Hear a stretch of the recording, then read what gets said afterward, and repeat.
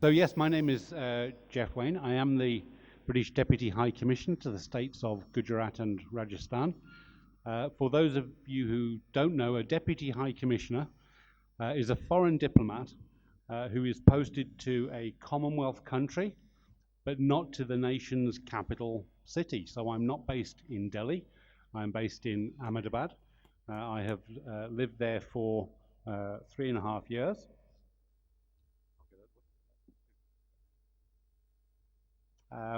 Having opened our office there 3.5 years ago, the UK government now has 10 offices in India. We employ around about 1,000 people in our network. And in fact, we employ more people and have more offices in India than in any other country anywhere else in the world, including the US and including China. I hope that gives you a feel for how importantly we view our relationship with India going forward. Why is India important to the UK? It's important to us politically, it's important to us economically, and with 1.5 million people in the UK of Indian origin, it's very important to us culturally and socially as well. What do we do with all those people in our network? Well, three things mainly. We're here to work on mutual defence and security cooperation. We're here to promote trade and investment between the UK and India. And we're here to develop the next generation of relationships between our two countries. I think I have about 30 minutes, so let me make some brief remarks on a couple of these subjects listed here, and then hopefully we may have some time for questions and answers at the end. I'll also want to give you a little bit of information about a specific opportunity for increasing professionalism in journalism between the UK and India. India and the UK have many shared values. We love democracy, the respect for the rule of law, pluralism, multiculturalism, freedom of speech, love for the English language, and of course a love of cricket, although maybe I shouldn't mention that after yesterday's events at Lord's. Of course, one of the fundamental principles of democracy is freedom of the press. My definition of freedom of the press is the principle that communication and expression through printed and electronic media should be a right for all to express freely. Such freedom implies the absence of interference from the state and is preserved through constitutional or legal protection. Sadly, more than a third of the world's population live in countries where freedom of the press is missing. In the UK, freedom of the press was first established in 1695. The licensing of the Press Act of 1662 had introduced a ban on publications without a government-granted license. This act was repealed in 1695, thanks to the work of people such as Milton and Locke, and so we've been at this for some time. Some may argue that we still have not got it right, but we've learned some lessons along the way. India's constitution, of course, provides for the right to freedom of speech and expression. Liberalisation of India's media began in the early 1990s and has led to increasing scrutiny and independence in some areas. So why has India's ranking in global press freedom indices sadly declined since 2002? There are no doubt many reasons for this. Recent statements by the Editors Guild of India and the Foundation for Media Professionals have called for action to be taken to reduce interference from government and businesses, so perhaps this suggests some of the issues. The UK, with its long history of press freedom and journalism training, works around the world to preserve and promote this important and fundamental human right. One way in which we do so is through our scholarships program to improve the skills and professionalism of journalists from around the world. Our flagship program is called the Chevening Scholarships Program, and I'd like to spend just a couple of minutes giving you a brief presentation on the program and how it's delivered in India, technology permitting. Thank you, thank you. So yes, Chevening Awards in India. Our tagline here is Dare to Lead, which gives you an indication that what we're trying to target are people who are going to be future leaders in India. A very brief overview, the scheme has been running since 1983. It was renamed in 1994 in honour of the Foreign Secretary's residence in Kent. It's a fully funded scholarship by the Foreign and Commonwealth Office and other partner organisations. It covers 160 countries and territories. There are 50,000 alumni globally now. And our objective, as I said, is to identify future leaders, influencers and decision makers to develop professionally and academically, to network extensively, to experience UK culture, and to build lasting positive relationships with the UK. Our program in India, again, is the largest program we run in any country, anywhere in the world. We offer up to 120 fully funded awards every year. That includes scholarships and fellowships. And currently there are around about 2,800 Indian alumni, a highly regarded and influential group with whom we stay in very close contact. So I've said it's available in over 160 countries. The scholarships support a one-year master's degree in any subject at any UK university. We're looking for people who have ambition and leadership potential, a strong academic background, and have strong interpersonal skills. Chevening scholars of the 50,000 that I mentioned tend to rise to important and influential positions in their countries and in their chosen fields. To apply, you need to be a citizen of a Chevening eligible country. Of course, India is that. You must already hold an undergraduate degree. You must have at least 2 years work experience in your chosen field, and you must not have received previous funding from the UK government. You must also meet the English language requirement and hold an unconditional offer from at least one of your 3 course choices in the UK. Applications are open. They opened on the 6th of August and they'll run until the 6th of November. You can find more information on the website link there.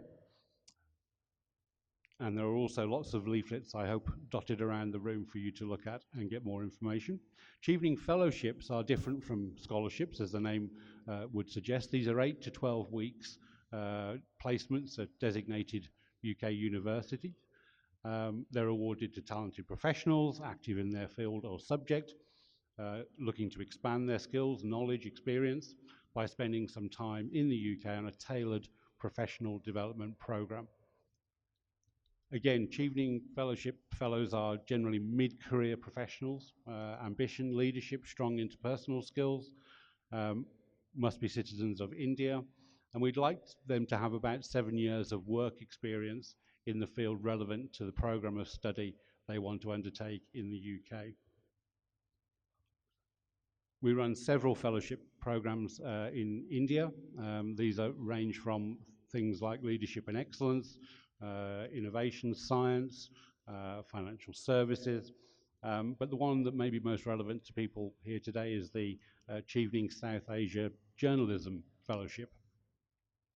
So this is a tailor-made 8-week program at the University of Westminster for aspiring and mid-career journalists from South Asia, focusing on good governance, world media, politics and society. And that course, that 8-week course, will begin in March 2019. And again, applications are now open. We also have the Chevening Gurukul Fellowship for Leadership and Excellence. Clearly, many journalists play a very strong leadership role in Indian society and indeed in most societies. So this is a 12-week course at Oxford. Familiarises India's future leaders with best practice case studies and so on. And those applications for that will open in December this year. Chevening Fellowship covers all tuition fees, living expenses, economy return flight, and visas, so it's a fully funded program. The selection process is apply online like everything nowadays. There's some basic sifting to go through, shortlisting by our team, our Chevening team in Delhi. There are interviews either in Delhi or at our 9 other offices around India. Hopefully, you are then selected. What else does it offer apart from the academic benefits? So scholars and fellows are then part of our family. They're invited to a vast program of networking events, talks, trips across the UK while they're there, volunteering opportunities, and then you go on to join this global community of 50,000 Chevening alumni and the 2,800 alumni currently in India. There is a transition back into your host country, into India, and obviously certificates and so on to confirm your participation. As part of the network, there are several other benefits in terms of newsletters, invitations to events, high-level networking. So in every BDHC, in every Deputy High Commission we have in India, if we have Chevening alumni, they're always invited to our networking events, and indeed some access to activity funding through that network. All we ask in return is that the community contributes when they come back to India. Our alumni, as the slide says, come from a wide variety of backgrounds and industries and sectors. So we're particularly keen on the networking idea. We want our alumni to form links with fellow scholars, build relationships, continue to grow, join our online platform that connects the Chevening community across the world. We have some notable global Chevening alumni. The middle gentleman you may well recognize. We have some other notable alumni from India. I think that's all going to appear, yep. So just a small selection of the people that have, are part of our alumni network and obviously with whom we stay very closely in touch. For more information on Chevening Awards, again, please look at the leaflets, please look at the website. That's the theory, that's the scheme that we run in India. To give it a bit more of a personal touch, I'm very, very pleased to be able to invite onto the stage Akhil Khan, who many of you will know as one of the co-organizers of this event. And I'm very pleased to say that Akhil applied last year and has been selected to go to the UK next month. And we thought it might be useful if Akhil could say a few words about his experience of the process and why he applied for a Chevening scholarship.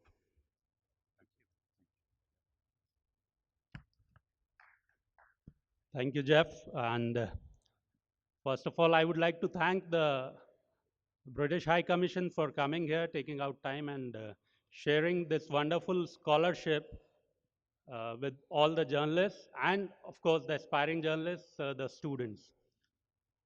I would just like to brief that Chevening is one of the most renowned scholarships given by the Foreign and Commonwealth Office of the British government.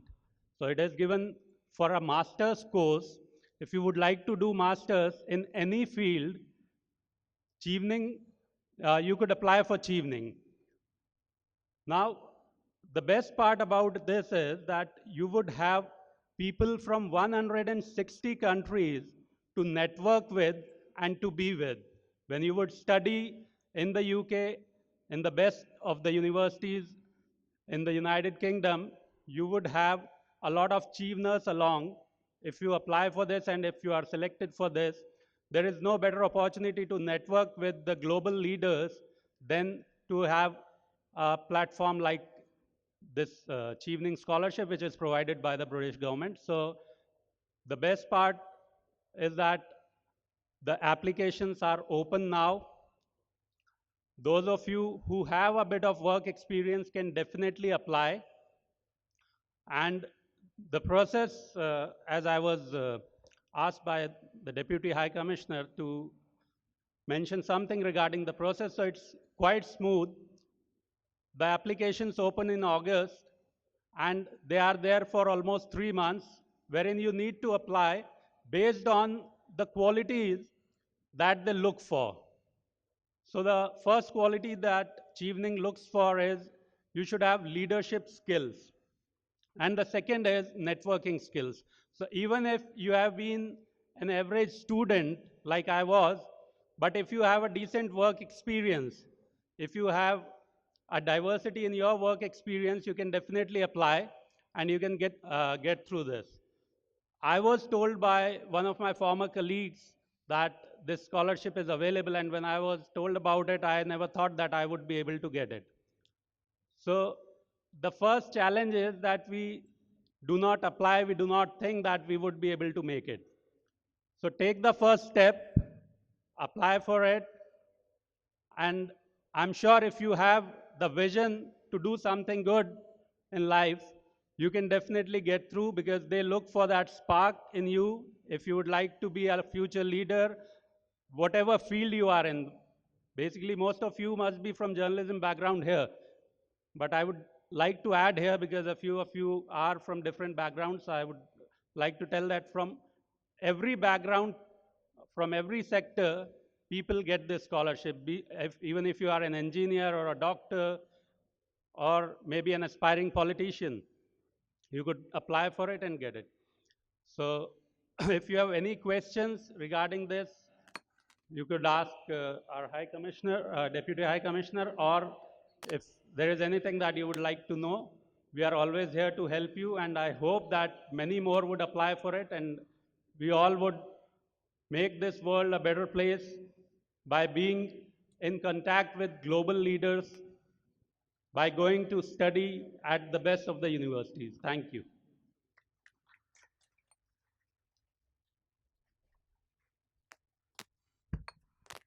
Thank you, Akhil. Thank you. So you have brochures, you have leaflets, you have the web link. Please apply. We want more professional journalists from Rajasthan to join us in the UK and experience our way of life, our culture, and also to obviously study at some of the best institutions anywhere in the world. I think we have about 5 minutes left, perhaps, if anybody did have any questions, either about the scholarship scheme or indeed about the wider UK-India relationship. Very happy to take those now. I'll be around for the rest of today and all day tomorrow, so please do come up and ask me questions while we're in breaks and so on. But if anybody has any questions now, I'm happy to take them. The other thing I would just mention while we're talking about studying in the UK, of course, is that last year the number of student visas for the UK was increased by 27%. So we do have many more Indian students coming to join us in the UK, which is only right. Thank you very much. I'm a student of Parul University, and I'll be finishing my bachelor's in 2020. So I would like to know if I can apply for a master's scholarship right now.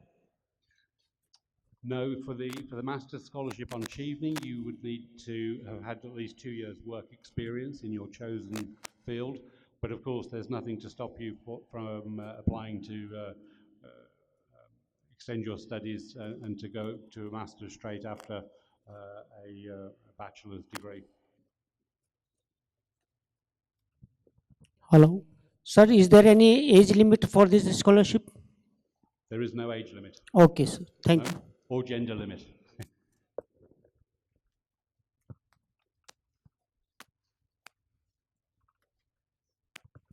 Hello, sir. Recent changes in the visa granting by Britain for Indian students has changed. The policy for granting visas for studying in UK has changed. So this is creating questions in our mind regarding how will everything be in UK for us. So do you also give I mean, what do we call it? Counseling to students? So every year we run a pre-departure briefing for potential students going to the UK. That's run through our British Council office. It's something we're going to introduce into Jaipur for next year's applications.